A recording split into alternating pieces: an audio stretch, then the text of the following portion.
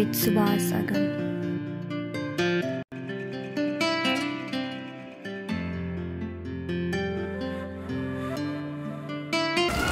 नमस्कार समादरणीय दर्शकवृन्द, स्वधर्म टिभीको प्रस्तुति कार्यक्रम द सिक्रेट्स अफ लाइफको यो नवीन अङ्कमा हजुरलाई स्वागत गर्न चाहन्छु।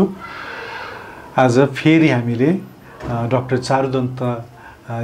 चारुदत्त पिङ्गले गुरुवरसँग अन्तर्वार्ता गर्ने फेरि अर्को एउटा सुवर्ण अवसर प्राप्त गरेका छौँ। उहाँले हामीलाई यति माया गर्नुहुन्छ कि हरेकपल्ट नेपाल आउँदा बार हामीले उहाँसँग भेट गर्ने अवसर प्राप्त गरिरहेका छौँ। आउनुहोस् उहाँले कार्यक्रममा स्वागत गरौँ। कार्यक्रम में स्वागत है आपको गुरुवर, नमस्कार। बहुत बहुत नमस्कार। और स्वधर्म टीवी के इस व्यासपीठ पर आज मुझे अवसर मिला तो उसके लिए सर्वप्रथम मैं आपका आभार व्यक्त करता हूँ। थैंक यू वेरी मच कि आप हर एक बार आते हैं और आप हमें याद करते हैं। आई एम रियली ऑनर्ड, क्योंकि आपके मन में ये भी तो हो सकता था कि हाँ वो लास्ट टाइम हो गया था, चलो छोड़ दो, लेकिन हर बार आपको मिलने का जो अवसर आप देते हैं, इसके लिए मैं तहे दिल से थैंक यू बोलना चाहता हूँ। तो पहले तो यही बात से शुरू करते हैं कि इस बार जो आपका नेपाल आना हुआ है, आपका कार्यक्रम क्या है यहाँ पर? नेपाल इस बार जो मैं आया हूँ, तो जैसे हर बार आते हैं तो यहाँ पे विविध क्षेत्र के लोगों को, मंदिरों को उनसे भेंटघाट करते हैं। कुछ जगह टीवी पर या एफएम पर कुछ मुलाकात होती है, बातचीत होती है। तो सनातन धर्म परंपरा के परिप्रेक्ष्य में नया क्या नेपाल में हमें सीखने मिलेगा, या हमने भारत में हमारे सनातन धर्म परंपरा के परिप्रेक्ष्य में क्या सीखा है, तो इन विचारों का आदान प्रदान सभी के साथ होता है।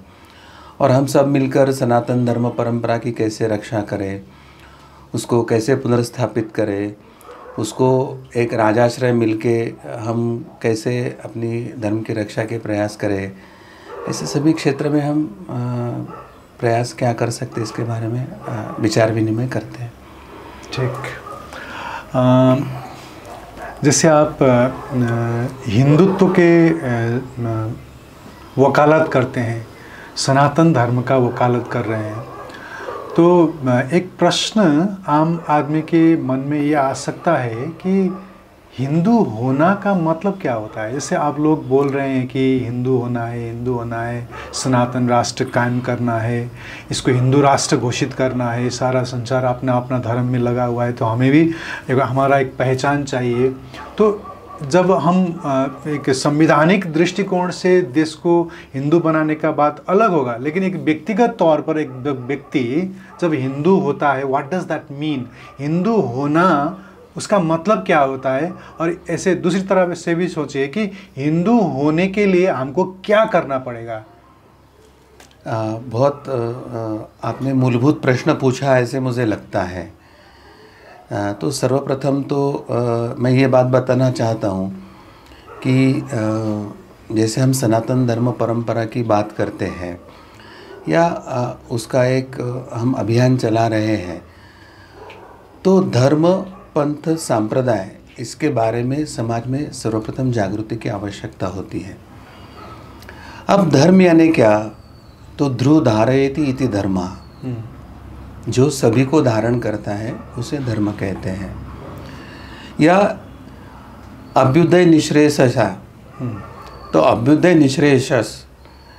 निश्रेयस ये जिसके माध्यम से प्राप्त होता है मनुष्य को, यानी अभ्युदय यानी भौतिक उन्नति, और निश्रेयस यानी आपकी आध्यात्मिक उन्नति, यानी प्रवृत्ति और निवृत्ति मार्ग का जो समन्वय जिसके माध्यम से स्थापित होता है, और वो सब मनुष्य और प्राणी मात्र के लिए उपयोगी होता है, उसे धर्म कहा जाता है।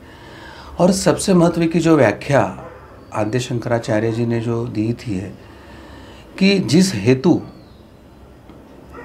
प्राणी मात्र का, यानी यहाँ पे मनुष्य नहीं कहा गया, प्राणी मात्र का अर्थ होता है मनुष्य है, प्राणी सृष्टि है, वनस्पति सृष्टि है, और ये पंचमहाभूत जैसे पृथ्वी, आप, तेज, वायु, आकाश, इन सब का भौतिक उत्कर्ष हो, आध्यात्मिक उत्कर्ष हो और समाज व्यवस्था उत्तम रहे, इस विधि को धर्म कहा गया है।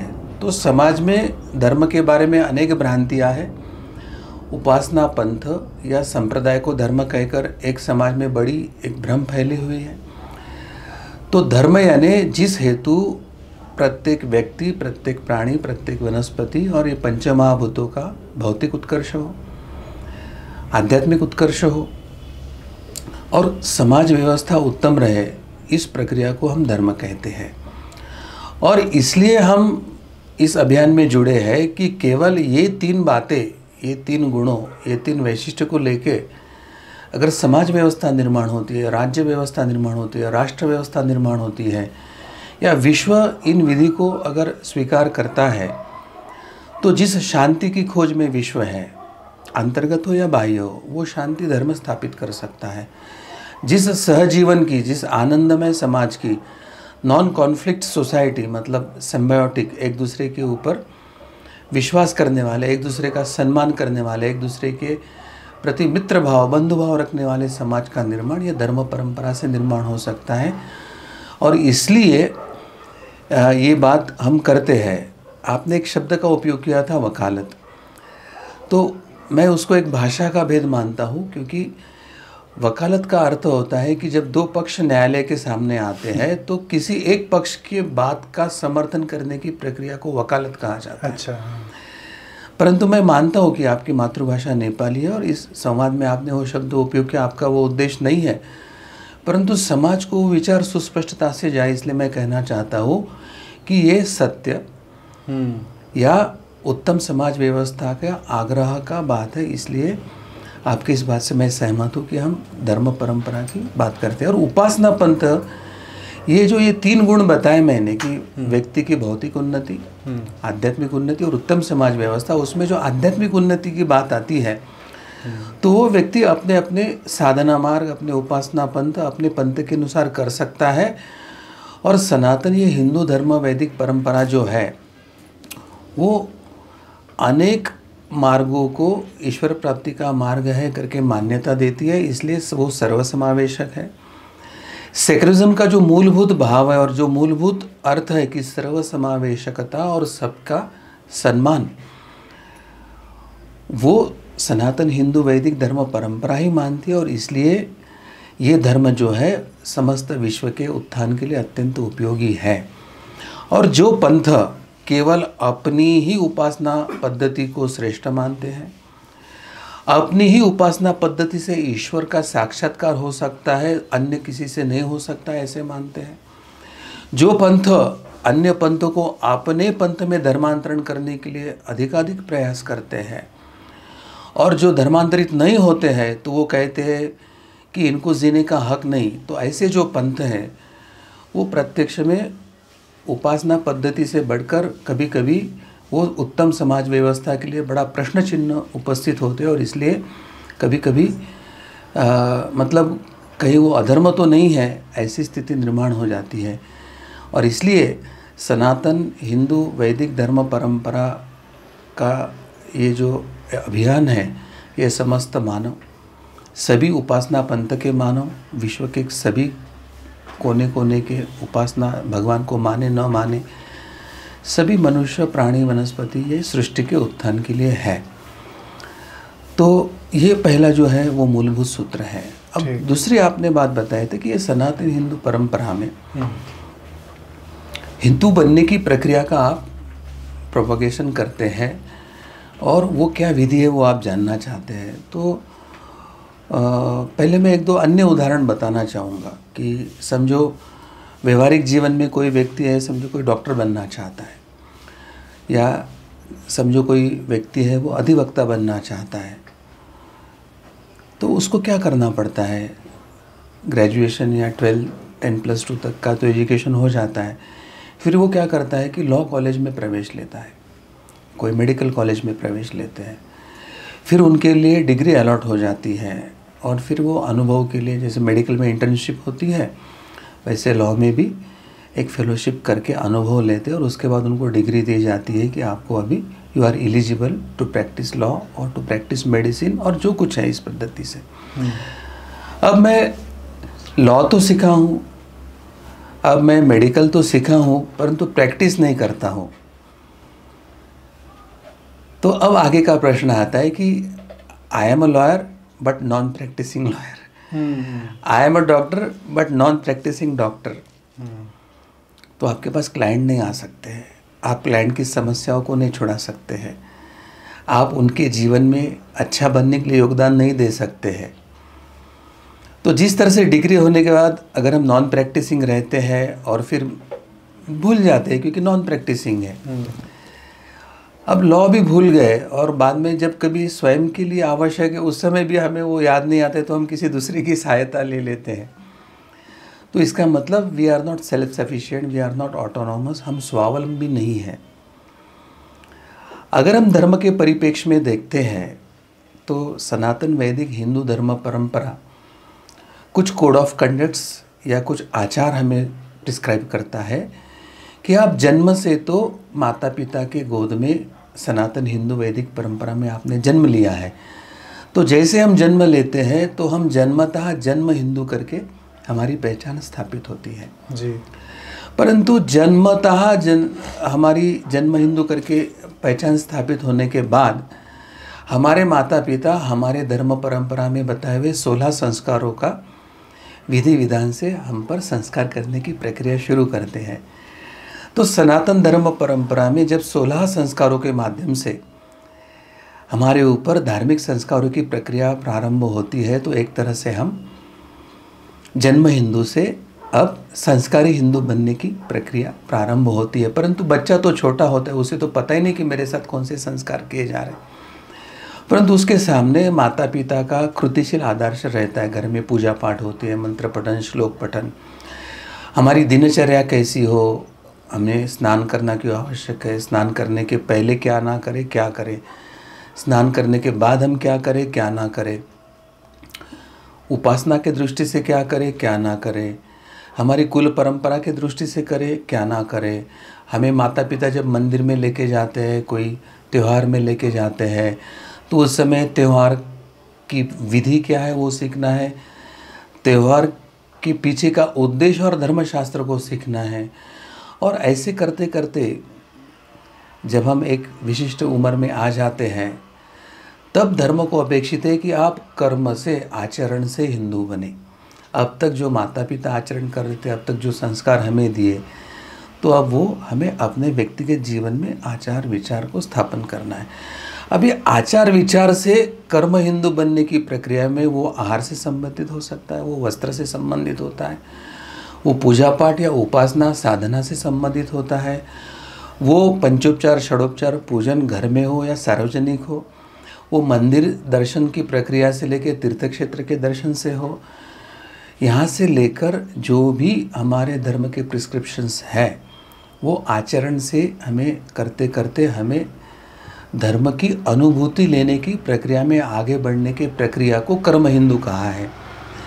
तो केवल जैसे लॉ की और मेडिकल की डिग्री लेने से आप में आपके क्लाइंट को रिलीफ देने की या उसको जीवनदान देने की क्षमता नहीं होती है, तो प्रतिदिन प्रैक्टिस करते करते अनुभव से, दूसरे के अनुभव से, कभी कभी फेल्योर के अनुभव से, एक काल के मार्गोत्क्रमण के अनुभव से जब एक सक्सेसफुल लॉयर या आप डॉक्टर बनते हो, उसी तरह से हमारी धर्म परंपरा के 16 संस्कार, त्योहारों के पीछे के शास्त्र और दैनंदिन कर्म में धर्म तत्व के आचरण से जब हम परिपूर्णता से कर्म हिंदू बनते हैं तो संभवतः गुरु के मार्गदर्शन और साधना में हमारे मनुष्य जन्म का जो ध्येय हमारे धर्म ने दिया है, रियलाइजेशन, स्वरूप का दर्शन, सत्य का दर्शन, आत्मदर्शन या ईश्वर का दर्शन या मोक्ष, जो भी आप उसको कहना चाहें,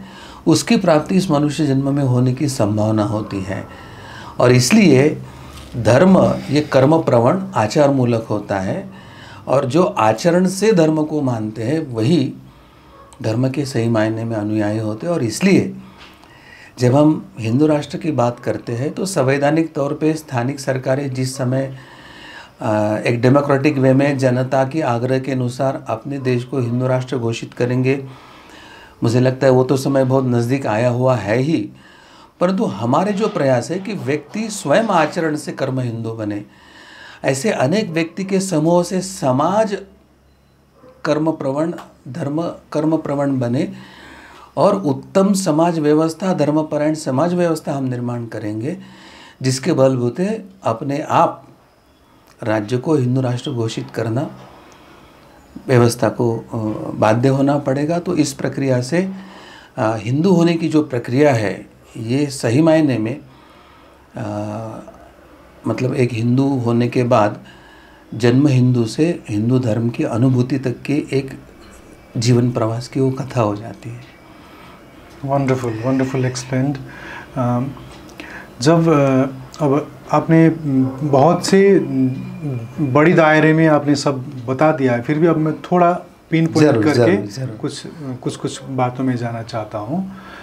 जैसे कह लीजिए, एक देखा जाए तो सनातनी जब हम कहते हैं, एक होते हैं जो किसी भी पंथ या किसी भी संप्रदाय से दीक्षित ना हुए भी बहुत से सनातनी हिंदू हैं।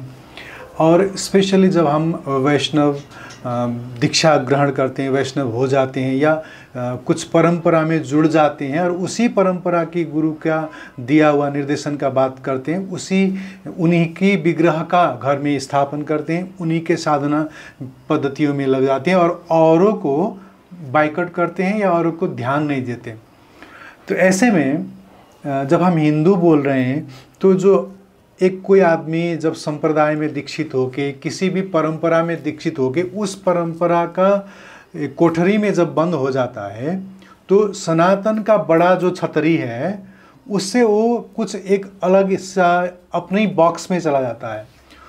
इन this perspective again tell what is right and what is wrong, either to be initiated from one sect to one sampradaya, or you can become Hindu as a whole and no need to be associated with this kind of boxes. आपने वर्तमान में जो एक हिंदू धर्म में एक अज्ञान और अहंकार की जो परंपरा प्रारंभ हुई है और सभी संप्रदाय स्वयं को श्रेष्ठ मान के धर्म परंपरा से दूर जाने की प्रक्रिया हो रही है, तो बहुत मूलभूत इशू को आपने एड्रेस किया है, उसका प्रश्न पूछा है, ऐसे मुझे लगता है। सर्वप्रथम भगवान श्री कृष्ण ने भगवद गीता में जो एक सनातन के बारे में वर्णन किया है, उसके संदर्भ से मैं आगे जाना चाहूँगा। ऊर्ध्व मूल मधशाखम करके एक 15वें अध्याय का प्रथम श्लोक आता है, उसमें कहा है कि ये जो सनातन धर्म परंपरा है उसमें ऊर्ध्व मूल मधशाखम अश्वत्थम प्राहुरव्यम छंदांसी यस्य पर्णानि यस्तम वेद स वेदवित्। वेद क्या हमें समझा रहे हैं कि समझो एक वृक्ष है, जैसे पहले हम जमीन में उगा हुआ वृक्ष का अध्ययन करेंगे तो परमात्मा है वो बीज स्वरूप होता है। जब हम बीज भूमि में डालते हैं तो अनुकूल काल में जब वो बीज अंकुरित होता है तो पहले उसका एक अंकुर आता है। अंकुर से आने के बाद छोटा सा एक वो पौधा बनता है और पौधे से एक विराट वृक्ष का निर्माण होता है। तो बीज के पहले जड़ बने, जड़ से वृक्ष का तना यानी स्टेम वो बना, फिर स्टेम प्रोलिफरेट होकर मल्टीपल ब्रांचेस बने और मल्टीपल ब्रांचेस में अच्छे अच्छे फूल और फल आ गए। तो सनातन धर्म परंपरा का जो तत्व ज्ञान है, वेद है, वो उसके तने के जैसा है। हमारे धर्मशास्त्र जो है वो तने के जैसा है और वो जो अदृश्य है यानी ज़मीन के नीचे जो जड़ है, उस जड़ को पाने की प्रक्रिया वो वेद बता रहे कि मेरे माध्यम से आप अगर प्रवास यानी हर शाखा को कह रहे कि आप अपनी अपनी शाखा को पकड़कर धीरे धीरे तने में आओ। और वेदों को और धर्मशास्त्रों को फॉलो करते करते जब आप पूरा अंदर प्रवास करोगे तो जहाँ जिस जड़ से ये वृक्ष बना है वो बीज नष्ट होके उस जड़ तक आप पहुँचोगे। तो अदृश्य जमीन के नीचे जो है वो अगर हम परमात्मा समझते हैं तो दृश्य में सगुण में जो ईश्वर या जो अवतार है या हमारे वेद और अन्य धर्मों ने जो बताया वो उसका तना है। और उस वेद और धर्मशास्त्र, वेद है, उपनिषद है, पुराण है और उनसे अलग अलग शाखा आके अलग अलग संप्रदायों का निर्माण हुआ है। और उस सांप्रदाय के जो संत महंत महात्मा है वो उसके बड़े बड़े फल हैं जो समाज को अपना ज्ञान रूपी अमृत देकर, एक साधना की परंपरा को देकर समाज को ईश्वर प्राप्ति या आत्मस्वरूप के प्राप्ति के लिए दिशा दे रहे हैं। तो अब जो भगवान श्री कृष्ण ने क्या कहा है कि जैसे जमीन से ऊपर ये वृक्ष आता है वैसे सनातन वृक्ष ऊपर से नीचे आया हुआ है। यानी जो आसमान, आकाश, आसमान यानी जहाँ में अभी सफ़ेद बादल दिखते उसको हम आसमान समझते हैं। उस सफ़ेद बादलों के भी आगे जो पूरा वैक्यूम है और अंतरिक्ष में जो पूरा अनंत वैक्यूम है वो आकाश है जो हम देख सकते हैं, और जो नहीं देख सकते उसके आगे, आकाश के आगे के अव्यक्त तत्व की व्याप्ति होती है। तो वो अव्यक्त जो है, आकाश के जो भी आगे है महत्त्व, वो परमात्मा है, वो जड़ है हमारी। फिर जो दृश्य है, आकाश है या पंचमहाभूत है या अवतार है, देवता है, वो सब उसका दृश्य भाग है। अनेक जो ब्रांचेस है तो विश्व की विविध संप्रदायों की शाखा है, और उसको जो पत्ते जैसे है वो मनुष्य, प्राणी, वनस्पति का वो प्रतीक है। समझ सकते कि एक ब्रह्मांड का वो प्रतीक है। तो ये जो बात है, अब मैं एक अलग उदाहरण देके फिर आपके प्रश्न के उत्तर की तरफ आऊँगा। अभी हम यहाँ पे बैठे हैं और आप रिकॉर्डिंग कर रहे हैं, तो उस मशीन के अंदर एक ऊर्जा कार्यरत है, और वो ऊर्जा एक तो उसके चार्जिंग सेल से आती है, और सेल ख़त्म हो गया तो हम उसको एक्सटर्नल चार्जिंग जोड़ देते हैं, तो कहीं से एक ऊर्जा आती है और उसको चार्ज करके उसको फंक्शनिंग रखती है। अब ये जो कैमरा है वो रिकॉर्ड भी कर रहा है, तो वीडियो रिकॉर्ड भी कर रहा है, ऑडियो रिकॉर्ड भी कर रहा है। दो अलग कार्य वो एक ही यंत्र कर रहा है। यहाँ पे लाइट लगे हुए हैं, वहाँ एक ऊर्जा आ रही है, तो जो ऊर्जा हमारे इस कैमरा को चार्ज करके ऑडियो रिकॉर्डिंग कर रही, वीडियो रिकॉर्डिंग कर रही, वही ऊर्जा दूसरे मशीन से गई तो वो लाइट से प्रकाश को हमें प्रक्षेपित कर रही है। अभी मैंने बाहर देखा कि कहीं फ़ैन लगा हुआ था, वो ऊर्जा अलग मशीन से गई तो वो फ़ैन घुमा के वो हवा दे रही थी। अगर आप किचन में जाओ तो आपका इलेक्ट्रिक स्टोव हो सकता है, हीटर हो सकता है, मिक्सर हो सकता है, ग्राइंडर हो सकता है, वही ऊर्जा उसमें से गई तो वो कोई ग्राइंड कर रहा है, कोई मिक्स कर रहा है, कोई हीट करके आपका भोजन पका रहा है। वही ऊर्जा ऐसी को गई कि वो मशीन से गई तो वो ठंडा कर रही है। अब ये जो है कि एक ऊर्जा ये मशीन से आई तो लाइट दे रही, एक ऊर्जा ये मशीन से आई तो रिकॉर्डिंग कर रही, एक ऊर्जा ये मशीन से आई तो ग्राइंडिंग कर रही। अब क्या हो गया कि इसके अलग अलग अवस्थाएं हैं। अब इसका दृष्टांत क्या, अगर हम उल्टा जाते हैं कि कैमरा से हम सेल तक गए और सेल के चार्जिंग से गए, तो ध्यान में आता है कि इलेक्ट्रिसिटी वो चीज़ है जो इसको चार्ज कर रही है। अगर हम लाइट के पास जाते हैं तो बल्ब नाम के यंत्र के और पीछे गए तो इलेक्ट्रिसिटी वहाँ से आई, उसने बल्ब को प्रकाशित किया और लाइट दिया। अब उल्टा रिवर्स प्रोसेस से जाते हैं, मिक्सर को ये करते तो मिक्सर के यंत्र से अगर पीछे जाते तो वही इलेक्ट्रिसिटी मिक्सर नाम के यंत्र से आई तो उसने मिक्सिंग किया। तो उल्टा प्रवास जब करेंगे और जड़ तक जाएंगे तो ध्यान में आएंगे कि एक ही इलेक्ट्रिसिटी अनेक यंत्रों के माध्यम से अनेक खेल खेल रही है। अब इस दृष्टि से अगर इसको आध्यात्मिक परिप्रेक्ष्य में देखते तो कैमरा एक संप्रदाय होगा, लाइट एक संप्रदाय हो गया, मिक्सर एक संप्रदाय हो गया, ग्राइंडर एक संप्रदाय हो गया, हीटर एक संप्रदाय हो गया, और एसी जो है यहाँ पे लगा हुआ वो एक संप्रदाय हो गया। जब संप्रदाय की सीख ऊपरी और स्थूल या भौतिक स्तर की होती है, या उसके अनुयायी जब भौतिक दृष्टि से मतलब ग्रॉस लेवल पे ही एनालाइज करते हैं, उन्हें ना सूक्ष्म दृष्टि प्राप्त हुई, ना सूक्ष्म चिंतन प्राप्त हुआ, ना जड़ को जाने की प्रक्रिया कही, तो ये जब सब इक्विपमेंट साथ में रख देंगे तो सब देखेंगे एक दूसरे को कि भाई तू मुझसे अलग है, तू मुझसे अलग है, तू मुझसे अलग है, और वो लड़ने लगेगी मैं तुझसे अलग हूँ। परंतु सांप्रदाय का उद्देश्य क्या है कि अब मुझे कैमरा का रूप मिला है, मुझे लाइट का रूप मिला है, मुझे मिक्सर का रूप मिला है, ग्राइंडर का रूप मिला है, ठीक है।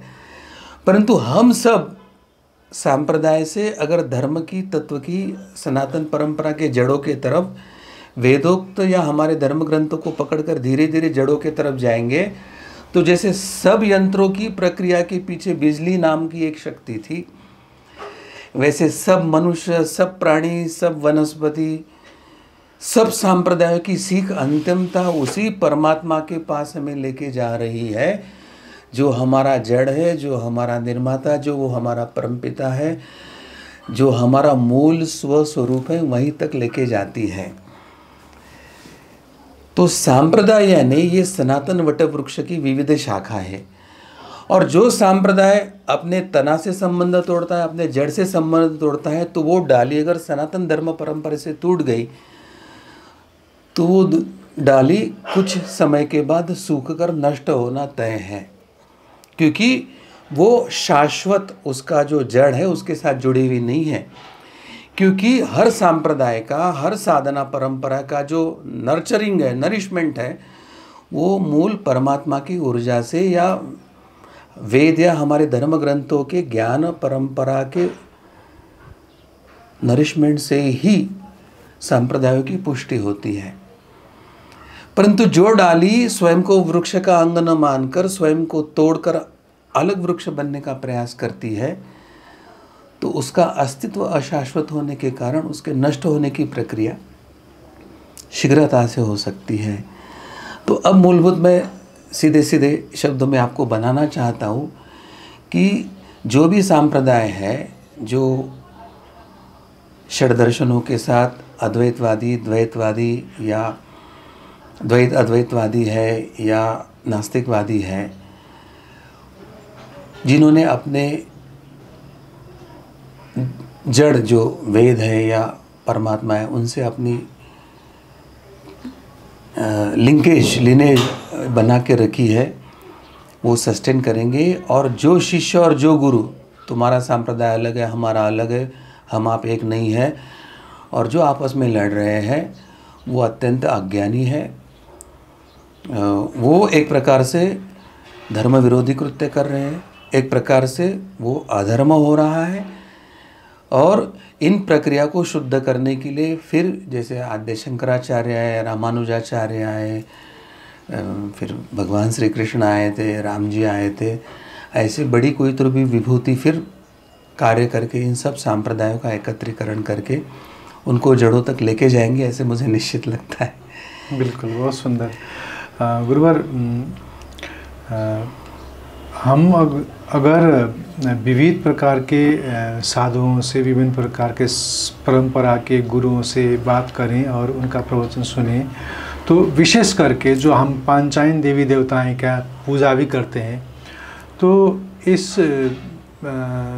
साधना को दृष्टिकोण से देखें तो जैसे एक कोई शिव का साधना करते हैं तो कहते हैं कि शिव लोक में गमन होगा, फिर गोलोक का भी बात होता है कृष्ण के, फिर विष्णु का भी लोक का बात करते हैं, ब्रह्म लोक की बात करते हैं, साकेत की बात होता है। तो लोक की जब हम बात करते हैं, कोई स्वर्ग लोक अलग ही एक लोक की बात करते हैं, तो लोक की बात सुनकर एक साधक भ्रम में पड़ जाता है और सोचने लग जाता है कि अगर मैं कृष्ण की उपासना करूँ तो मैं इस लोक तक पहुँचूंगा, और विष्णु का करो तो उस लोक तक, फिर राम का करो तो साकेत तक। तो लोक, कौन लोक ऊपर है, कौन लोक नीचे, और कौन लोक में जाना शाश्वत सत्य है, कौन लोक में जाने के लिए साधना करना चाहिए, इस विषय पर भी साधना करने वाले जो साधक होते हैं उनमें एक दुविधा हो जाता है।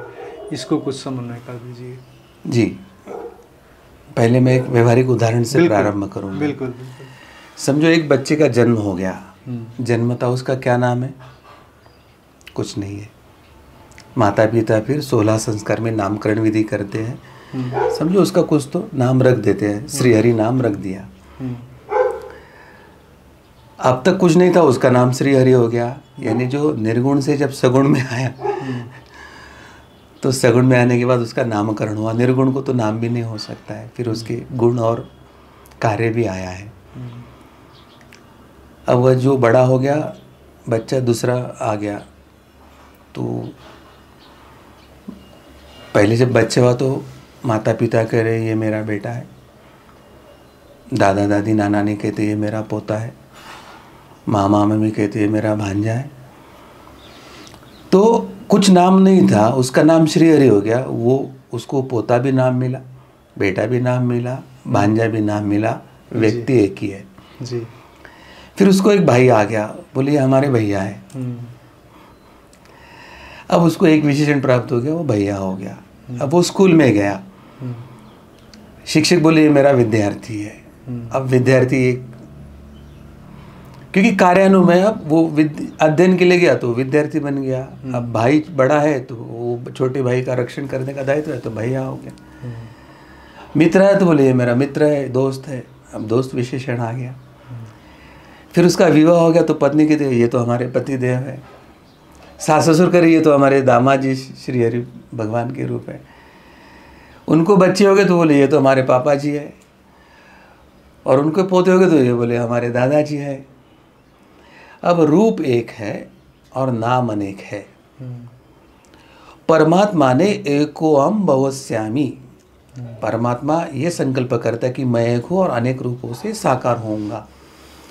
अब एक ही परमात्मा अनेक रूपों में साकार हो गया। जब वो उत्पत्ति का कार्य कर रहे तो उन्हें ब्रह्मा कहा गया, जब उन्होंने स्थिति का कार्य किया तो उनको विष्णु कहा गया, जब उन्होंने लय का कार्य किया तो उनको शिव कहा गया, जब उन्हें ज्ञान देने की बात आई तो गणेश जी हो गए, जब विद्या देने की बात आई तो सरस्वती हो गए।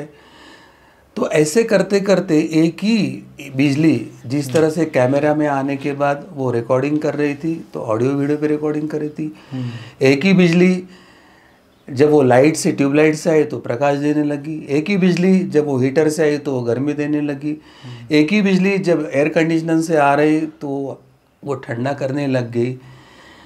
तो जिसका जो रिश्ता था, जिसने जिस रिश्ते से उस बालक को देखा था तो उसने वो संबोधन किया। हम भक्त है, हमने अलग रूपों को देखा और हमने जिस रूपों को देखा उस रूप में उपासना किया है। अब वो जो बच्चा जिसका नाम नहीं था, जो श्री हरि था, बाद में बेटा हुआ, बाद में भैया हुआ, बाद में विद्यार्थी हुआ, तो मित्र कहता है दोस्त के घर जाऊंगा, वो छोटा भाई कहता है मैं भैया के घर जाऊंगा, पिताजी कहते मुझे बेटे के घर जाना है, उसकी पत्नी कहते पति के घर जाना है। तो दिखने को तो विविधता दिख रही कि वो अलग अलग जगह जा रहे हैं, परंतु उसका तो एक ही घर है। सब पहुंचेंगे तो वो एक ही जगह पहुंचेंगे और जाएंगे कहाँ। परंतु ये गुरु परंपरा की कसौटी होती है कि अपने भक्तों को वो उनके अनेक अभिव्यक्ति में उस अद्वैतता की, वो एकता की अनुभूति कैसे दे, वो एकता का, अद्वैता का विचार कैसे निर्माण करें। यहाँ पर गुरु तत्व और गुरु और परमात्मा की कसौटी कार्यान्वित होती है। उसके उल्टा जो गुरु वो अलग है, मैं अलग हूँ, वो उधर नहीं जाना इधर आना है, वो वैसे नहीं मैं बोलता हूँ वैसे करना है, इसमें जो फंसते, कभी कभी प्रश्न चिन्ह उठ जाता है। कभी कभी आवश्यक होता है प्रारंभ में कि भाई अनेकता से एक में आने के लिए गुरु को कहना पड़ता है कि अभी एक ही राह से चलो। परंतु ये एक ही राह सत्य है, इस भाव से जब गलत दिशा दर्शन दिया जाता है तो वो एक बड़ा अधर्म होता है, एक समाज को दिशाहीन करने वाला होता है। इस दृष्टि से जैसे आपने कहा कि शिव है, श्री कृष्ण है, शिवलोक है, गोलोक है और विविध लोक है, तो जब आप उस तत्व को जानते हैं और ये ध्यान में आता है कि नाम तो अलग है, पहुँचते तो एक ही जगह है, और यह प्रक्रिया समझाना और प्रक्रिया करवा के लेने की प्रक्रिया को ही साधना कहते हैं। ये प्रक्रिया करवाने वाले व्यक्ति को गुरु कहते हैं, और ये प्रक्रिया करवा कर रियलाइजेशन करने का प्रयास करने वाले व्यक्ति को शिष्य कहा जाता है, और बाकी सब जो है हो सकता है व्यापार हो। बिल्कुल। हम देखते हैं कि एक विद्यार्थी जब पढ़ाई कर रहा होता है वो सरस्वती माता को पूजता है या गणेश जी को पूजता है, और उसका ध्येय होता है कि मुझे शिक्षा का प्राप्ति हो, ज्ञान का प्राप्ति हो। और फिर जब वो बिजनेस में लग जाता है, अब सरस्वती को छोड़कर वो लक्ष्मी को पूजना शुरू कर देता है। लक्ष्मी से वो धन चाहता है। तो फिर अगर कोई इंजीनियर हो, कोई हार्डवेयर दुकान उसका हो, अब तो वो विश्वकर्मा जी का मूर्त बनाएगा, पूजा करेगा। तो लोगों का जो ध्येय है प्राप्त करने का, ध्येय के हिसाब से हम देवी देवताओं को जो बांटते हैं, this is very interesting in our Sanatan Dharma. But जब आप पहले भी बात बोल रहे थे कि रूट में जाएं तो एक ही है, तो मैं यही पूछना चाह रहा था, अगर एक आदमी का ध्येय हर जगह पर, हर डायमेंशन में मैं सफल होना चाहता हूँ, मुझे धर्म भी हो, कर्म भी हो, मोक्ष भी हो, काम भी हो, सब की प्राप्त हो, धर्म अर्थ काम मोक्ष, मुझे सब में सफलता मिले, मुझे अंततः परमात्मा में जाना है, लेकिन जीना है, अब जीने के लिए धन भी चाहिए, व्यापार भी करना पड़ेगा, मुझे परिवार में संबंध भी बनाना है, सब चीज़ को बैलेंस करना है। तो अगर उसको हर डायमेंशन में सफल होना है, तो ऐसा हो सकता है कि वो जड़ में ही पानी डाले और उस जड़ से कहीं पर शिक्षा का फल मिले, कहीं से धन का फल मिले। अगर उसकी आस्था यही है कि एक ही परमात्मा सभी रूप में व्यक्त हुआ है, तो निश्चित आप जैसे कह रहे हैं वैसे करना संभव होगा। परंतु ये सत्य युग की बात है, जब पूर्ण आपका चित्त शुद्ध था, आप वेद और सर्वत्र आप सर्वम खल्विदम ब्रह्म की अनुभूति ले सकते थे, तो उस समय यह बात संभव थी कि आप जो कह रहे कि सीधा जड़ से पानी डालने से आप ले सकते हैं। अब दूसरी जो बात है कि अब वो अलग अलग इसमें अटका हुआ है। अब समझो आप नेपाल का उदाहरण लेते तो यहाँ पे एक प्राइम मिनिस्टर है और 20-30 यहाँ पे मंत्रालय है। दिखने को मंत्रालय अलग दिखते हैं, परंतु अगर प्रधानमंत्री रिज़ाइन कर देंगे और बाकी के कोई मिनिस्टर रिज़ाइन नहीं करेंगे तो बाकी मिनिस्टर की क्या वैल्यू है? क्योंकि different ministries they are representation of prime minister. तो एक प्रशासकीय सुविधा के लिए 4 करोड़ लोगों की व्यवस्था करने के लिए 20-30 मंत्रालय बनाकर एजुकेशन अलग किया है, अर्थ अलग किया है, डिफेंस अलग किया है, एक्सटर्नल अफेयर्स अलग किया है, ताकि सुविधा से वो कार्य हो पाए। तो ये अनंत ब्रह्मांड का कार्य करने के लिए भी भगवान ने अलग अलग कार्यों के लिए अलग अलग तत्व रखे हैं। तो उसकी पूजा सर्वदेव नमस्कारः केशवम प्रतिगच्छति, इस भाव से मैं विश्वकर्मा की पूजा के माध्यम से परमात्मा की पूजा कर रहा हूँ और मुझे विश्वकर्मा विज्ञान का, इंजीनियरिंग का ज्ञान दे और इस उपासना से मैं परमात्मा से एकरूप हूँ। इस उद्देश्य से अगर वो उपासना करता है तो विश्वकर्मा के माध्यम से भी परमात्मा की प्राप्ति और विश्वकर्मा का इंजीनियरिंग का फल वो दोनों प्राप्त कर सकता है। परंतु इस प्रकार की प्रक्रिया बताने वाले अगर गुरु नहीं है तो फिर मुझे इंजीनियरिंग के लिए ये चाहिए, धन के लिए लक्ष्मी चाहिए, ये ऐसे फंसकर वो केवल स्वेच्छा पूर्ति के लिए भगवान का उपयोग करता है। उसको सकाम साधना कही गई है। और सकाम साधना में ये होता है कि परमात्मा प्राप्ति का उद्देश्य नहीं होता है, तो स्व इच्छा पूर्ण करने के लिए भगवान की शक्ति का उपयोग शुरू होता है। तो जब उसका उद्देश्य ही नहीं परमात्मा प्राप्ति, तो होने का संभावना ही नहीं होता है। और स्वार्थ पूर्ति करने में मन में दोष होने के कारण बाद में वो अधर्म करता है और भगवान की शिक्षा को प्राप्त होता है। तो किसी देवताओं को प्रार्थना करके, उपासना करके धन, विद्या या विज्ञान प्राप्त करना गलत तो नहीं है, परंतु उसमें परमात्मा प्राप्ति का उद्देश्य नहीं है तो आगे पीछे उससे अधर्म होने की संभावना होती है। और इसलिए गुरु के मार्गदर्शन में हमें साधना करने की आवश्यकता होती है। और सबसे महत्व की बात है कि साधना परमात्मा प्राप्ति में सभी देवताओं के तत्व को धारण करने की प्रक्रिया आवश्यक होती है। तो परमात्मा प्राप्ति के लिए गुरु जो बताते वो साधना करने से हमारे अंदर जो 33 कोटि देवता के तत्व है वो गुरु धीरे धीरे वृद्धिंगत करके हमें पूर्णत्व प्राप्त करके देते हैं। तो गुरु पे आस्था, गुरु परंपरा पे आस्था और योग्य साधना, धर्म तत्व को जानकर सांप्रदाय से उठकर जब हम साधना करते हैं तो परमात्मा प्राप्ति संभव होती है। और आपके जीवन के अड़चनों के लिए, चाहे गुरु के मार्गदर्शन में हो या कभी हम किसी ज्योतिषी या व्यक्तिगत हमारे ज्ञान के आधार पर किसी देवताओं का लाभ जीवन की समस्या छुड़ाने के लिए प्रारंभिक अवस्था में लिया, तो वो कोई गलत बात है ऐसे नहीं है। परंतु जब ये पता चलता है कि मैं जिस परमात्मा की उपासना कर रहा हूँ, मेरे गुरु परमात्मा स्वरूप है, गुरुर् ब्रह्मा गुरुर् विष्णु गुरुदेवो महेश्वरा, गुरु साक्षात परब्रह्म, परब्रह्म परमात्मा ही है गुरु, और उनके माध्यम से मुझे परमात्मा की प्राप्ति संभव है और मेरे व्यवहारिक अड़चने भी आवश्यक है तो वो दूर करने वाले हैं। यह आस्था से जब गुरु परंपरा से जुड़ता है तो फिर वो भटकने की भी संभावना नहीं, ये नहीं है। और बिना गुरु के मार्गदर्शन में मनानुसार किया हुआ बाह्यता दिखने वाला धर्म भी अधर्म हो सकता है। और इसलिए भीष्म पर्व में जब अर्जुन ने पूछा था कि धर्म क्या है, तो भीष्म ने कहा कि ज़्यादा बुद्धि नहीं चलाना है हमें, हमारे जो उन्नत लोगों ने जिस मार्ग से गए हैं, इसका मतलब गुरु परंपरा, उस मार्ग का दिशा दर्शन लेके आप जाओ। धर्मसा गति सी गाढ़ा, आप जिस बात को धर्म समझ रहे, हो सकता है उसकी गति आप नहीं समझे तो आप फंस जाओगे। तो गुरु परंपरा विशुद्ध स्वरूप में स्थापित होना, धर्म से जुड़ी हुई गुरु परंपरा, सांप्रदायिक और अन्य सांप्रदायों का द्वेष, अन्य सांप्रदायों का विरोध, और सनातन धर्म परंपरा से स्वयं को अलग मानने वाले सांप्रदाय कतई ये प्राप्त नहीं कर पाएंगे।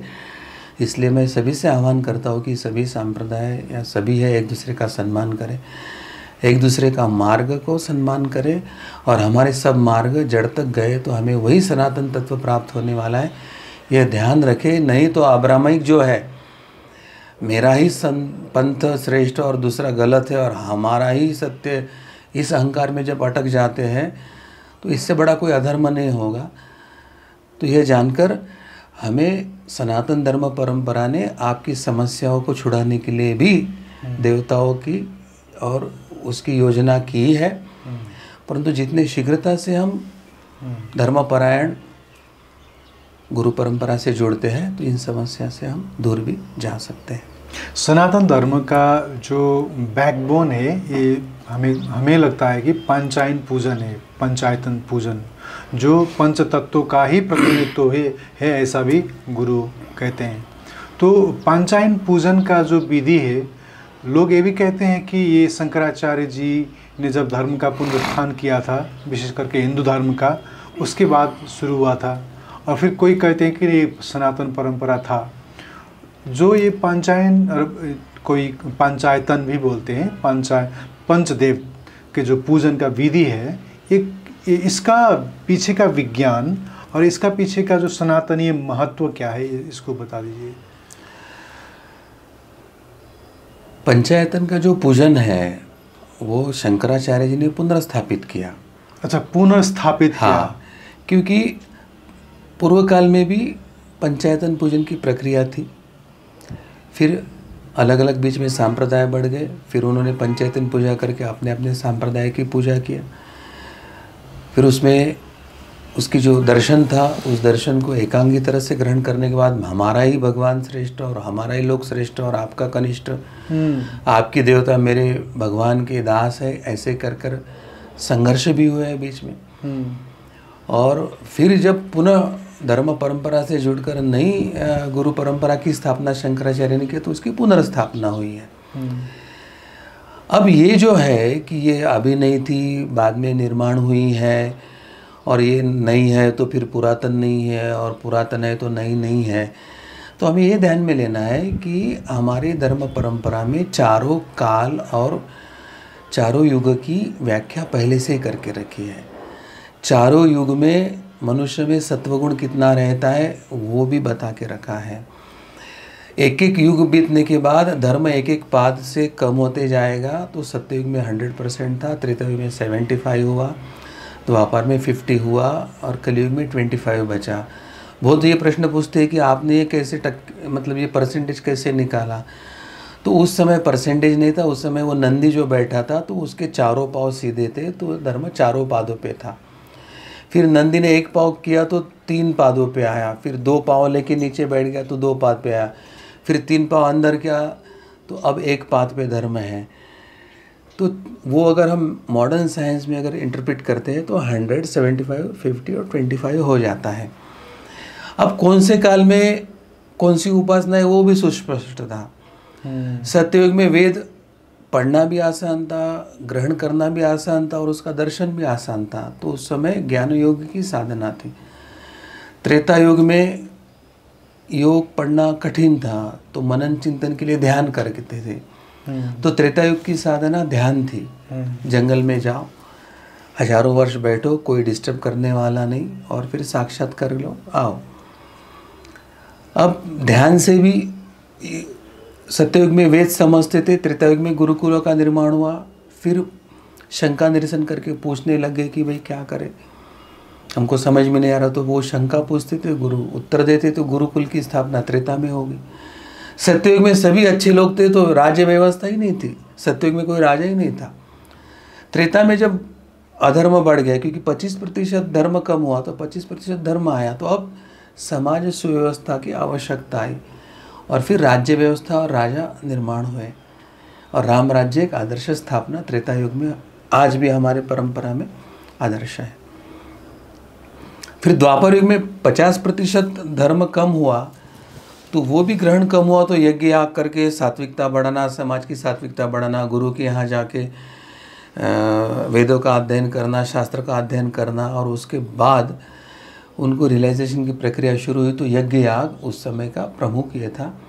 आज तो कलयुग में यज्ञ याग भी होना संभव नहीं। शॉर्टकट में मुझे कोई बता रहा था कि ये पितृपक्ष के काल में भी कोई बड़ा यज्ञ करके लोगों को बुला के ये करे, तो पितृपक्ष में तो कोई धार्मिक विधि और यज्ञ वो नहीं हो सकते, मगर कलयुग में तो अधर्म बढ़ रहा है तो कर भी रहे हैं। तो इस प्रक्रिया से जब जाते हैं तो कलयुग में जो साधना बताई है, तो वो कलयुग में नाम ही आधारा करके सब संतों ने बताया, और नाम जब माध्यम से अष्टांग से चित्त शुद्धि करके भगवान की निर्मल भक्ति करके योग मार्ग से हम ईश्वर की प्राप्ति कर सकते हैं। तो ये कलयुग के साधना मार्ग का एक बात है। तो इस प्रकार से अगर हम काल की गति को देखते हैं, कालानुसार कौन सी साधना योग्य है ये देखते हैं, तो जैसे हम पंचायतन के बारे में ये हमारा प्रश्न शुरू हुआ था, तो पंचायन अभी नहीं, अभी नया है, पुरातन नहीं था। तो मैंने प्रश्न पूछा कि आपके घर में कौन कौन है, तो बोले माता पिता है और दादा दादी है। तो मैंने बोला आपके दादा दादी जब 10-15 वर्ष के थे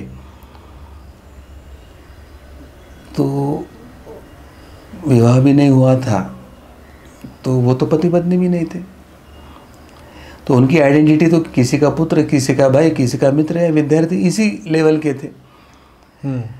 अब शादी अगर पति पत्नी हो गई तो किसी ने आया कि भाई मैं बचपन से देख रहा हूँ, कभी ये पति ने इनको बोला नहीं, अब आप कैसे पति बोल रहे हैं, ऐसे कोई प्रश्न पूछा तो वो तो पूछने वाले की मूर्खता है। अब उनके बच्चे हो गए, कोई उसको पिता बोल रहे हैं जी, आप छोटे थे तो आप तो इनको पिता बोल रहे थे, अब ये लड़का आपको पिता कैसे बोल रहा है, बचपन में तो कभी किसी ने आपको पिता नहीं बोला। तो एक मनुष्य के जीवन प्रवास में कौन से समय में कौन सा संबोधन आने वाला है, ये काल तय करके रखता है। तो धर्म के ये अरबों लाखों वर्षों के प्रवास में सत्ययुग में क्या कहा जाएगा, त्रेता में क्या कहा जाएगा, कब वो नष्ट होगा, कब पुनर्स्थापित होगा, वो धर्म परंपरा में लिख के रखा है। और अगर समझो नहीं लिखा है, नया कुछ आया है और वो अगर हमारे धर्म परंपरा से सम्मत है और वो हमारे सबके लिए उपयोगी है, तो जो प्रश्न पूछ रहा है उसकी मूर्खता होती है कि भाई पहले नहीं तो आया, अभी कैसे। मैं एक बार शंकराचार्य निश्चलानंद सरस्वती के बैठक में बैठा था, तो उन्होंने कहा कि हमारे गुरु परंपरा ने, उनके जो गुरु थे शायद भारती तीर्थ जी, तो उन्होंने वेदों में करपात्री जी नहीं, उनके गुरु शंकराचार्य परंपरा के गुरु, अच्छा, हाँ, जिनकी गद्दी पर वो अच्छा, बैठे अच्छा, जी। तो उन्होंने कहा कि उन्होंने वेदों का गहन चिंतन करके वैदिक गणित को ढूंढा। हाँ। अब कोई प्रश्न उठा नहीं पा रहे हैं कि भाई वैदिक गणित, इसके पहले तो किसी ने नहीं बताया और वैदिक गणित की चर्चा नहीं, तो आप कैसे कर रहे हैं, क्योंकि उन्होंने बराबर वेदों में उसका संदर्भ बताया। परंतु आज तक किसी अनुसंधान में वेदों से गणित निर्माण नहीं कर पाए थे, तो वो हमारा कमी, हमारा अज्ञान था। परंतु अभी निर्माण हुआ तो है, नया है, तो क्या हुआ, वेदों से तो निगड़ित है। परंतु इसका दूसरा अर्थ है कि कौन से काल में वेदों का गणित प्रकट होना चाहिए, वो भगवान की योजना थी, उनके माध्यम से प्रकट किया, हमें स्वीकारना चाहिए। तो ये जो निरर्थक वाद करते हैं कि ये पहले नहीं था, ये तो नया है, शंकराचार्य जी ने स्थापन किया है, इत्यादि जब प्रश्न आते हैं तो ये एक बुद्धि का कार्य अधिक होता है और अभी बुद्धि के परे जाने की प्रक्रिया में उससे बाधा निर्माण होती है। तो अध्यात्म ये मन और बुद्धि के आगे का, सूक्ष्म का, शब्द प्रमाण और आस्था के साथ ग्रहण करने से होता है। हाँ, आप ज़रूर थोड़ी कसौटी कीजिए, मगर वो समझने की दृष्टि से। मैं एक उदाहरण बता के मैं इस प्रश्न का समापन करना चाहूँगा कि हमारे दादा गुरु थे, वो रोज़ भोजन करते थे और गुरु की थाली में जो बचा उच्छिष्ट भी खा लेते थे। तो हमारे दादा गुरु के जो गुरु थे आनंदानंद साईश, तो उनके यहाँ एक व्यक्ति आया और उन्होंने कहा कि ये मेरे बड़े भाई है, वो गुरुचरित्र का पारायण कर रहे हैं, वो 7 दिन का उपवास कर रहे हैं, वो 7 दिन से कुछ खा नहीं रहे, फल के सिवा। तो हमारे दादा गुरु के गुरुदेव आनंदानंद साई जी ने कह दिया कि मेरा दिनू तो 6 महीने से उपवास कर रहा है। अब यहाँ पे 2 प्रकार का चिंतन होता है। एक बुद्धिवादी क्या करेंगे, समझो शिष्य बुद्धिवादी है, तो वो क्या प्रश्न करेगा, मैं तो रोज भोजन कर रहा हूँ, मैं तो रोज झूठन खा रहा हूँ, मेरे गुरु कैसे मूर्ख है, वो सबको बता रहे कि मैं उपवास कर रहा हूँ। क्या गुरुजी कुछ भी बोलते हैं, इस प्रकार का एक प्रतिक्रिया आ सकती है। अब हमारे दादा गुरु ने क्या प्रतिक्रिया दिया कि मेरे गुरु तो साक्षात परमात्मा है, उनका वाक्य तो झूठा नहीं हो सकता है। और वो जो बोल रहे हैं वो मुझे क्यों नहीं समझ में आ रहा है, मैं जानना चाहता हूँ कि मेरे गुरु के वाक्य की सत्यता क्या है। और फिर उसमें से जिज्ञासा और तड़प निर्माण होगी और 2-3 दिन वो सेवा करते करते करते मन में वही प्रश्न था कि गुरु तो सत्य बोलते, मुझे क्यों नहीं समझ में आ रहा। 4-5वें दिन जब वो बाहर जा रहे थे किसी सेवा के लिए, तो कचरे के डब्बे से एक कागज उड़ गया और उनको चिपक गया। तो उनको लगा कि भाई क्या आया, और ऐसे पकड़ के देख के फेंकने गए तो रुक गए। उसमें लिखा था, एक श्लोक लिखा था मराठी का, नाम घेता ग्रासो ग्रासी तो नर जेऊनी उपवासी। अब उसका अर्थ मैं बताता हूँ कि जब आप ग्रास, गोग्रास कहते हैं ना, एक निवाला गौ माता के लिए देता है, तो भोजन के समय निवाले के समय अगर आपका नाम जप शुरू है और नाम जप के साथ अगर आप निवाले की आहुति दे रहे हैं तो उसको उपवास का फल मिलता है। दूसरे अर्थ से मैं बताता हूँ, यज्ञ क्या होता है, अग्निकुंड, आहुति और मंत्र। मंत्र के साथ आहुति अग्नि में जाती है तो फल क्या मिलता है, यज्ञ का फल मिलता है, यज्ञ होता है वहाँ पे। जठराग्नि है, भोजन का निवाला है और नाम जप है, क्या होता है, यज्ञ हुआ। तो यज्ञ में क्या होता है, भगवान श्री कृष्ण कहते हैं अहम वैश्वानरो भूता प्राणी नाम देहमाश्रिता पाणा प्राण समायुक्ता पचाम्यन्नम चतुर्विधम। आप मनुष्य इस सृष्टि में जो भी प्राणी मातृ भोजन करते हैं, मैं वैश्वानर के रूप में, जठराग्नि के रूप में उस अन्न को ग्रहण करता हूँ, पचाता हूँ और आपको आशीर्वाद देता हूँ। ये जानकर जो भोजन को यज्ञ बनाते हैं उसको उपवास का फल मिलता है, और जो नहीं मानते हैं उनका उपवास का फल व्यर्थ हो जाता है। और फिर उन्होंने कहा कि नहीं, मेरे गुरु झूठ नहीं हो सकते, मेरे गुरु का वाक्य सत्य था। परंतु जिज्ञासा थी, तड़प थी कि भाई मेरे, इसको कहते हैं गुरु प्रमाण, वाक्य प्रमाण, आप्त प्रमाण। तो जो आस्था से जाता है उसकी समस्या आध्यात्मिक दृष्टि से फल हो जाता है। जो बुद्धि से जाता है तो आगे पीछे उसको ज्ञान तो मिल जाता है, परंतु अनुभूति तो भक्ति से ही आती है। भक्ति की अनुभूति के बिना तो भगवान का साक्षात्कार बाद में व्यर्थ हो जाता है। और इसलिए जिस शंकराचार्य जी ने ज्ञान योग बताया है, मैं ब्रह्म हूँ और अहम ब्रह्मास्मि और सर्वम खल्विदम ब्रह्म बताया है, जिस शंकराचार्य ने अद्वैत की बात किया है, बाद में उन्होंने त्रिपुरा सुंदरी का स्तोत्र बाद में उन्होंने कृष्णाष्टकम लिखा और सगुण की उपासना करके कहा कि अब मुझे आनंद और पूर्णत्व आ रहा है। व्यास जी ने वेदों को विभाजित करके व्यास का लेखन किया। इतना बड़ा वेद और व्यास का लेखन करने के बाद मन में अशांति थी। इतना ज्ञान और इतना ये करने के बाद अशांति क्यों? फिर भागवत कथा लिखी और फिर भागवत कथा करके सगुण का जब वर्णन किया, भगवान की लीला का जब वर्णन किया, भक्ति भाव से जब वर्णन किया, तब मन की शांति और सच्चित आनंद की प्राप्ति उन्हें हुई। तो ये जो प्रक्रिया है, ये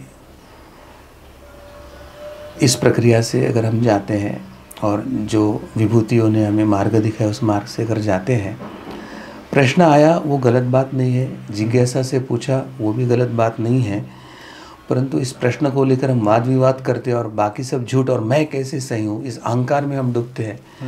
वो अहंकार ही हमें डुबाता है। अध्यात्म में अहंकार सबसे बड़ा शत्रु होता है जी। नम्रता और विनम्रता से अगर हम मार्ग पे जाते हैं तो सब संभव है।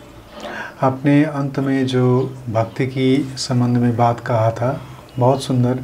हम अब इस जो पहला हमारा जो सीटिंग है, इस सीटिंग का अंत में यहीं से इस प्रोग्राम का एंड करना चाहेंगे, इस अंक का, कि आपने कहा कि नाम से, नाम के रटन से, और जब हम भोजन कर रहे हैं, किसी भी कार्य करते समय नाम का भी हवन करते करते अगर जीवन को जीते हैं तो वो जीवन साक्षात एक हवन तुल्य, यज्ञ तुल्य हो जाता है। तो इस बात से यही प्रश्न उभर के आता है कि भक्ति हमें जो करना है, आपने मेरा प्रश्न पूछने से ही पहले ये कन्क्लूड कर दिया कि भक्ति से ही मिलता है, नाम से ही मिलता है। हमने पहली बार जब आज से 1 साल पहले बात किया था, उस समय भी थोड़ा आपने जोड़ दिया था, फिर भी मैं इस तरोताज़ा हो जाएगा दर्शक के लिए भी, जो ये भक्ति का मार्ग है और भक्ति की मार्ग में भी नवता भक्ति की देशना दिया गया है, फिर भी उसमें भी जो नाम का जो देशना है और जो नाम का रटन है, नाम का जो जपन का साधना है, ये कैसे काम करता है, इसके बारे में थोड़ा आराम से बता दीजिए। अभी तो हमने यज्ञ की बात जान ही लिया है कि भोजन के समय अगर हम करते हैं तो जठराग्नि से जो होता है वो साक्षात परमात्मा भगवान श्री कृष्ण को ही प्राप्त होता है और हमें उनका आशीर्वाद स्वरूप यज्ञ मिलता है। तो वो कर्म निशेष हो गए और हम 2 कदम आगे गए यज्ञ के फल के कारण। इस यज्ञ से हमारे अंदर का सत्व गुण बढ़ता है, रजतम गुण कम होता है और ऐसे करते करते फिर हम गुणातीत होने की ओर अग्रसर होते हैं। दूसरी बात, जब हम निरंतर भगवान का प्रयास शुरू करते हैं तो मन और चित्त का आलम्बन भगवान के साथ होता है। जब हमारा भाव ये होता है कि हमारा ये जो नाम जप का परमात्मा स्वरूप भगवान का जो हम नाम ले रहे हैं वही सब करता कर अवीता है और उसके स्मरण से मैं उसको ही भुलाता हूँ कि तू ही चेतना रूप में मुझ में कार्य कर रहा है और मैं जो कर्म कर रहा हूँ उसका कर्ता तू है और शरीर उसका माध्यम है, और तू जब चेतना रूप से मेरे माध्यम से कर्म करता है तो मेरा उद्धार होकर मुझे तेरा साक्षात्कार होता है। तो इस भाव से अखंड स्मरण करते हुए जब आप प्रत्येक कर्म करना, चाहे आप व्यवहारिक कर्म करो, चाहे भोजन बनाने का करो, चाहे भोजन खाने का करो, चाहे निद्रा का करो, चाहे मैथुन का हो, गृहस्थ आश्रम का, तो जो भी आप कर्म कर रहे हैं वो अगर भगवान के अनुसंधान के साथ कर रहे हैं और जिसका मैं नाम जप के माध्यम से अनुसंधान कर रहा हूँ वही कर्ता करविता चेतना का माध्यम है, वही करता है, ये भाव से करता हूँ, तो वही भक्ति का प्राप्त होता है। और फिर ये करते करते जब स्वयं के अंदर में ही भगवान करता है, ये जब भाग होता है तो पहले स्वयं का अनुभव होता है कि मेरे अंदर भगवान ही कार्यरत है। और ऐसे करते करते सर्वम खलविदम ब्रह्मा, मैं जिसको जिसको संपर्क में आ रहा हूँ सभी में वही चेतना कार्य कर रही है, वही तो परमात्मा सब में कार्य कर रहा है। मैं जिस दृश्य को देख रहा हूँ वो दृश्य तो केवल वो मशीन है अलग अलग, सबके अंदर से वही इलेक्ट्रिसिटी जा रही है, चाहे कैमरा हो, लाइट हो, मिक्सर हो, ग्राइंडर हो, चाहे हीटर हो, एसी हो, मशीन अलग अलग है, एक ही इलेक्ट्रिसिटी अंदर काम कर रही है और उस वही इलेक्ट्रिसिटी सभी में अभिव्यक्त हो रही है, चाहे वो रिकॉर्डिंग के माध्यम से हो, ऑडियो वीडियो हो, लाइट हो, हीटर हीटिंग या कूलिंग के माध्यम से हो। जब इस भगवत लीला को जानते हैं कि मेरे अंदर जो परमात्मा है वही सभी के अंदर है और वही चेतना खेल खेल रही है, और वहाँ दो तो है ही नहीं, एक ही चेतना का खेल चल रहा है। वो एकत्व की अनुभूति ही आपको, भक्त क्या देखता है कि मेरा इष्ट भगवान कण कण में समाया हुआ है, कण कण में शिव है, कण कण में विष्णु है, कण कण में ब्रह्मा है। सर्वम खलविदम ब्रह्मा को कण कण में ब्रह्मा कहेंगे हम। तो ये भाव से ही, ये भाव ही भक्ति होता है। कण कण में समाये हुए परमात्मा को देखना, भगवान को देखना ही भक्ति होती है। परंतु वो जब आपका अंतर्मन निरंतर भगवान का स्मरण में रहे, निरंतर स्मरण करते समय मैं जो कायिक वाचिक मानसिक जो भी कर्म कर रहा हूँ उसकी करता वही भगवान, वही चेतना है, ये भाव से करता हूँ। उसमें अखंडत्व लाने का प्रयास करता हूँ, और जिनके साथ मेरा पंच ज्ञानेंद्रिय मन बुद्धि से इंटरेक्शन हो रहा है वो सभी दृश्य जगत में परमात्मा ही चेतना के रूप में, मेरा भगवान ही चेतना के रूप में सर्वत्र खेल रहा है, यह अनुभूति लेने का प्रयास ही भक्ति होती है। तो इसलिए भक्ति से ही भक्त और भगवान का एकत्रीकरण संभव होता है। ठीक से, बहुत बहुत धन्यवाद गुरुवर। इस सत्र का हम विराम यही करते हैं। ब्रेक के बाद फिर हम दूसरा सत्र के पर प्रारंभ करेंगे। ठीक छ दर्शकवृन्द, यो अङ्कबाट हामी बिदा हुन्छौँ र केही हप्तापछि फेरि अर्को अङ्कमा हामी भेट हुनेछौँ गुरुसँगैको सत्सङ्ग लिएर। त्यतिन्जेलसम्मको लागि आज्ञा चाहन्छौँ। नमस्कार। Of life with Subhas Agam.